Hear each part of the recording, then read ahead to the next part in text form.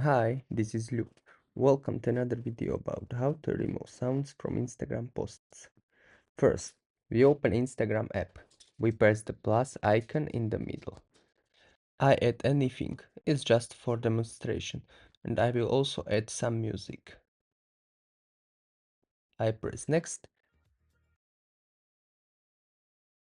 and now share to add the post. We open the post on the profile. We see that the music is there, but we don't really like it. So we want to change it. We press the three dots and select edit. Here we have tag people, add location, add AI label, but there is no option to change the music. That's because Instagram doesn't allow music change yet. You can mute in the bottom right, but you can't change the song itself.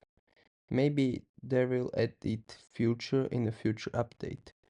But for now you have to delete the post and upload a new one with a different song. So if I help you, give me a like and subscribe. And I will see you in the next video.